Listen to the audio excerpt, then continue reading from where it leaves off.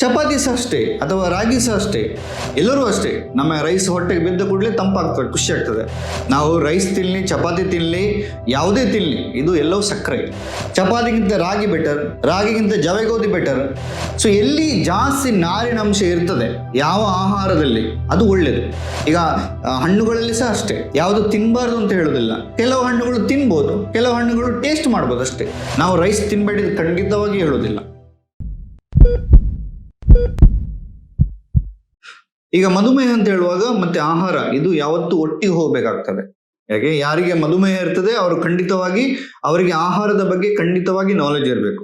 ನಾವು ಸಾಮಾನ್ಯವಾಗಿ ನಾವು ನಮ್ಮ ಊರಲ್ಲಿ ನೋಡುವಾಗ ನಾವು ಆಹಾರದಲ್ಲಿ ರೈಸ್ ತಿಂತೇವೆ. ನಿಮಗೆಲ್ಲ ರೈಸ್ ಅಂತ ಹೇಳಿದ್ರೆ ಪಂಚಪ್ರಾಣ, ರೈಸ್ ಇಲ್ಲದೆ ನಮ್ದು ಊಟ ಇಲ್ಲ ಅಲ್ವಾ.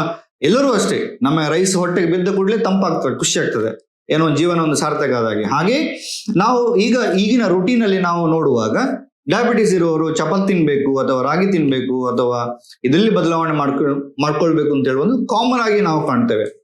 ಎಲ್ಲ ಅರ್ಥ ಮಾಡ್ಕೋಬೇಕು ಏನಂದ್ರೆ ವೆರಿ ಸಿಂಪಲ್. ಇಲ್ಲಿ ನಾವು ರೈಸ್ ತಿನ್ಲಿ, ಚಪಾತಿ ತಿನ್ಲಿ, ಯಾವುದೇ ತಿನ್ಲಿ, ಇದು ಎಲ್ಲವೂ ಸಕ್ಕರೆ, ಕರೆಕ್ಟ್ ಅಲ್ವಾ.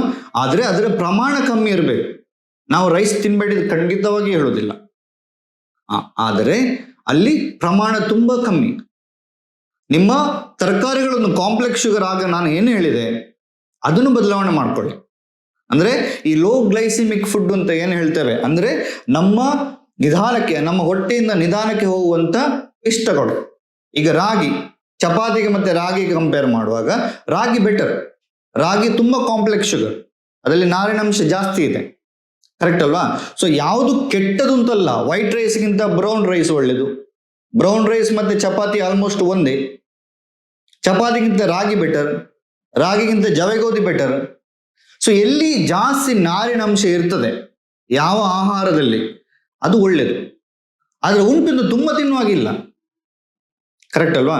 ಸೊ ನಮಗೆ ಅದು ಎಂಡ್ ಆಫ್ ದ ಡೇ ಅದು ಪಿಷ್ಟನೆ, ನಮ್ಮ ಹೊಟ್ಟೆಗೆ ಹೋಗಿ ಹೊಟ್ಟೆಯಲ್ಲಿ ಬ್ರೇಕ್ ಡೌನ್ ಆಗಿ ಗ್ಲುಕೋಸ್ ಆಗಿ ಒಳಗೆ ಹೋಗುದು, ಕರೆಕ್ಟ್ ಅಲ್ವಾ.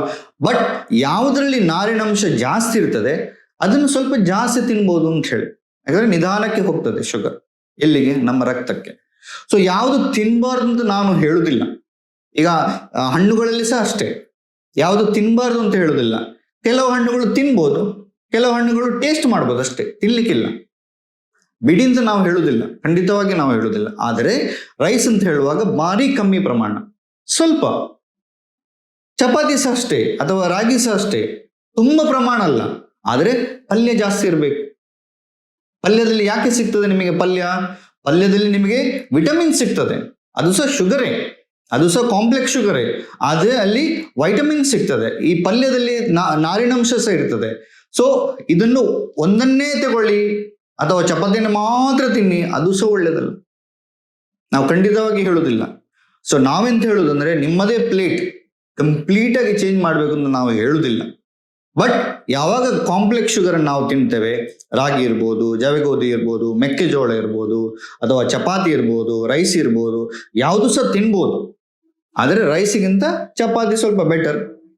ಚಪಾತಿಗಿಂತ ಈಗ ನಾವು ಮೆಡಿಕಲ್ ಆಗಿ ನೋಡುವಾಗ, ಆಹಾರ ಅಂತ ನೋಡುವಾಗ, ನ್ಯೂಟ್ರಿಷನ್ ಅಂತ ನೋಡುವಾಗ, ಅಥವಾ ಕಾಂಪ್ಲೆಕ್ಸ್ ಶುಗರ್ ಅಂತ ನೋಡುವಾಗ ಅದು ಬೆಟರ್.